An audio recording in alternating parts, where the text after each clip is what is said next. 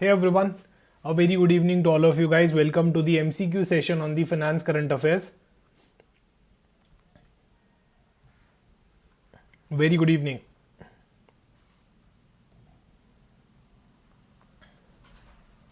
So guys, let's quickly start this particular session.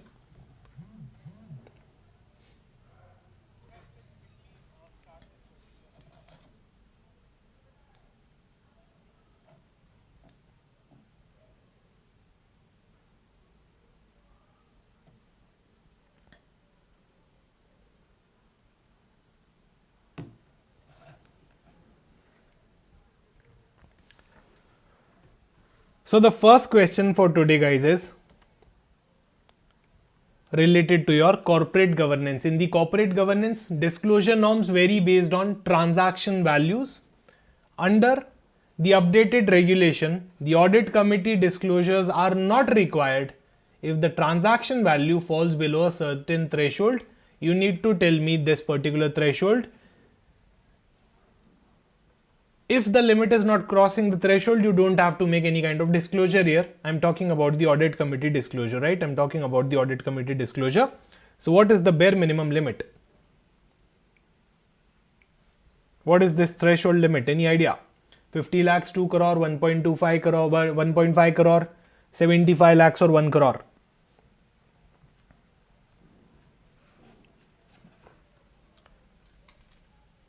As per the updated regulations, the audit committee disclosures are not required if the transaction value falls below particular threshold limit. What is this threshold limit? So the threshold limit is 1 crore. If your transactions are less than 1 crore, less than equal to 1 crore, then you don't have to do any kind of audit committee disclosures, right? Guys, for those who are giving the SEBI grade A examination as well, so I'm doing a strategy related to your SEBI grade A general examination 2025. Here is the agenda. You can join this particular class. It will be on 4 p.m. on 29th of October 2025. Next question. The Global Financial Center Index ranks cities on the competitiveness in the financial service. So in its 38th edition, the GIFT City improved its standing in this particular index, Global Financial Center Index. What is the latest ranking of the GIFT City in the GFCI 38?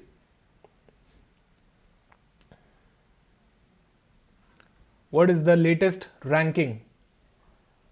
Very good, Veena. Option A here is the correct choice. Okay, option A here is the correct choice. 43rd was the ranking. Perfect, John and Veena. Next one. The International Monetary Fund has revised its projection for India's economic growth in the coming years. As per the World Economic Outlook, India is expected to witness stronger growth momentum in financial year 2026. Can you guys tell me the revised GDP forecast for India for the financial year 2026 as per the IMF projection? As per the IMF projection.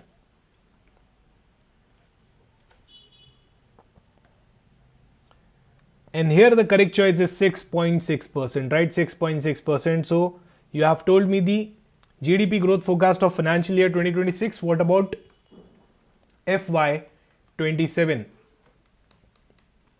IMF forecast for the financial year 2027. Do tell me the forecast for financial year 2027 as well. 6.6 is for 2026. What about 2027, guys?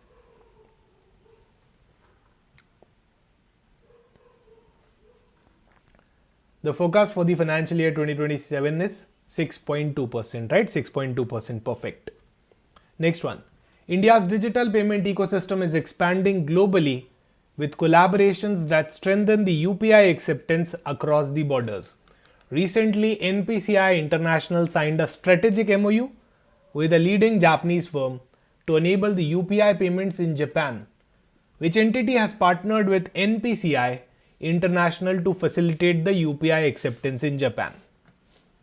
It was none other than your NTT Data. NTT Data, option E. Option E here is the correct choice. NTT Data. The angel funds pool resources from the high net worth individual to invest in the startup companies. SEBI has introduced a timeline for these funds to disclose how investment opportunities will be allocated among different investors. So this is directly from your SEBI circulars. What you need to tell me here is the new timeline for this disclosure compliance. So they have updated the timeline. What is the new timeline for this disclosure compliance related to angel funds?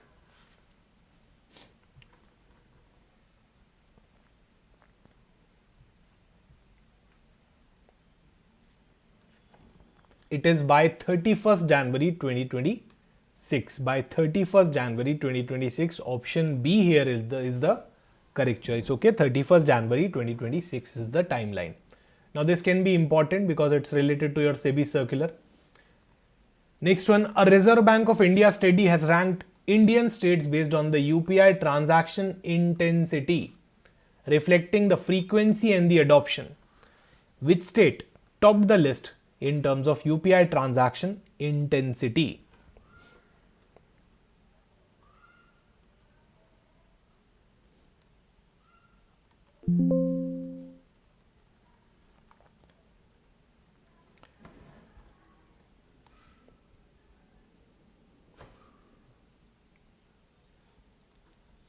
It's Telangana. Option D. Telangana is the correct choice. Telangana topped the UPI transaction intensity index as of now.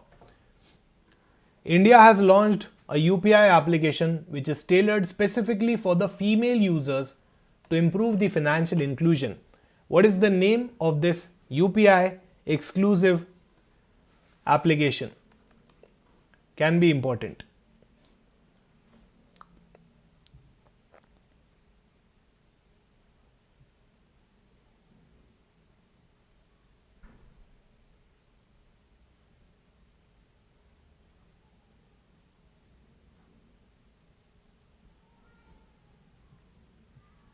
Everyone in the comment section, guys, what do you think will be the correct choice here?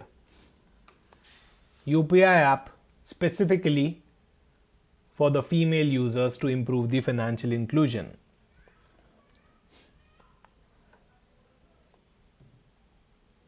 That's option E. Option E here is the correct choice. Can be important. Next one, to boost the logistics infrastructure, the government has launched a new flagship scheme under the DPIIT during the 4th anniversary of the PM Gati Shakti National Master Plan. What is the full form of LEAPS 2025 initiative regarding the logistics and infrastructure? What is the full form of LEAPS 2025 initiative?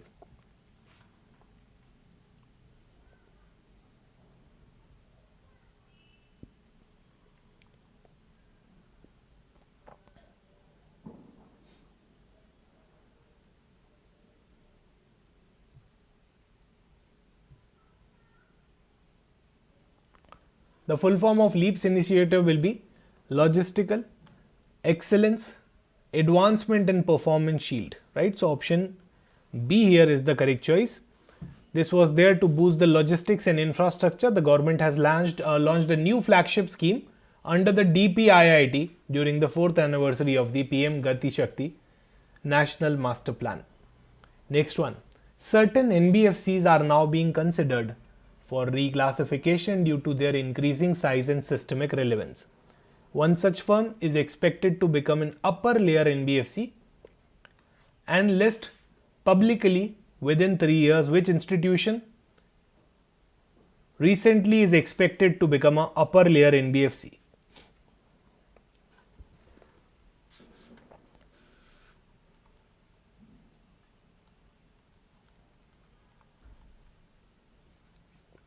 That's Axis Finance Limited, right? Axis Finance Limited, option D here is the correct choice.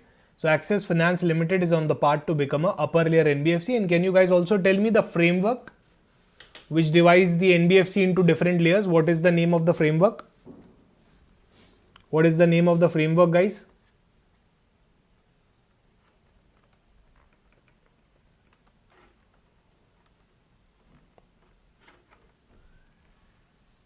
What is the name of the approach?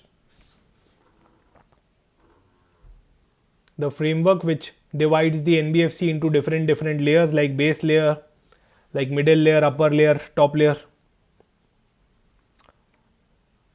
So the name is SBR, right? Scale based regulation. Scale based regulation. Good evening, Chetan. Scale based regulation, right? So Axis Finance Limited is set to become a upper layer NBFC. Next one. The tenure of 16th Finance Commission has been extended to allow additional time for the submission of its recommendation. What is the new timeline? What is the new deadline set by the government for the commission to submit its report?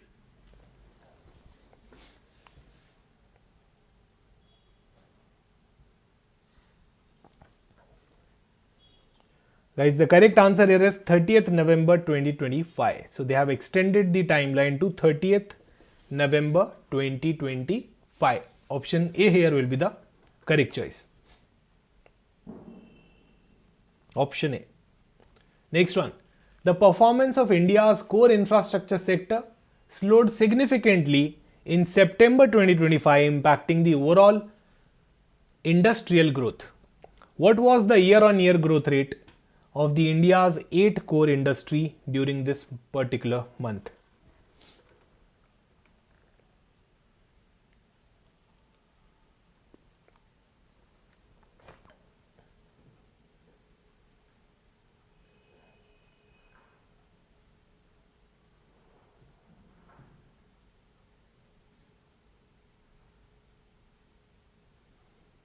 The correct choice here will be 3%. Okay, option B, the 3%. The foreign deposits are an important source of capital inflows. However, the NRI deposit inflows have witnessed a decline during the April to July month. What was the total inflow recorded in this particular period? What was the total inflow recorded in this particular period?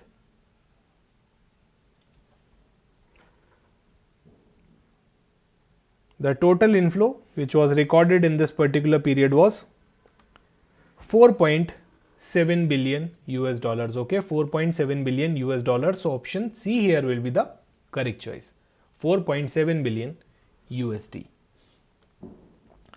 Now this is more important than the actual data in itself. Among the type of NRI deposit, one segment reported a sharp decline which contributed to the overall fall in the inflows. Which category of the deposits was mainly responsible for this particular decline?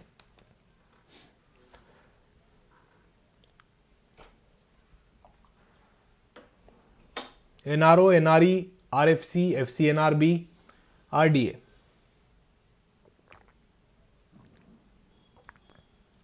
Yes, FCNRB is the correct choice here. And guys, this particular concept of FCNRB is very important. If you are let's suppose you are living in US or UK, you want to deposit your money into Indian bank, but you want to make that deposit that too in the foreign currency, right? Let's suppose US dollars or pound sterling. Then you can use the service of FCNR account. You can easily deposit it, but do remember it's a term deposit account, minimum 1 year, maximum 5 years. And the decline in the overall inflows was majorly driven from the FCNR decline only. Next one. The government is enhancing the investor services by integrating newer technology into the IEPFA portal, which manages the unclaimed shares and dividend. What technology upgrade is being planned for this particular portal? What technology upgrade is being planned for this particular portal?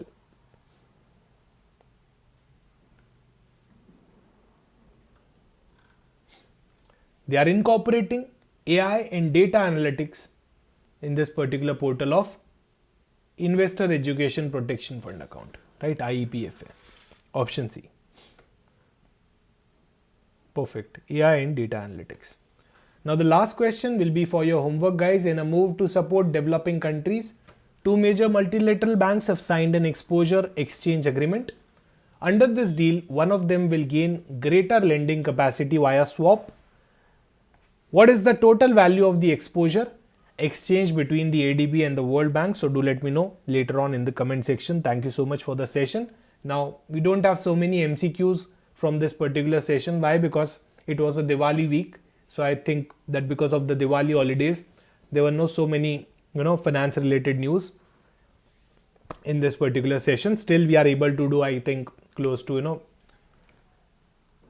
anywhere around 15 to 16 questions, right? So thank you so much, guys. And if you are looking for a course, then phase 2 crash course is still on related to RBI grade B. You can check out the course highlight. Plus do remember to always give free all India weekly live test scheduled on every Monday, every Tuesday. Link is there in the description. Thank you so much. Bye bye. Take care. See you soon next week. Hope so, with a lot of finance current affairs Thursday and a lot of questions Friday. Bye bye, guys. Take care. Good night.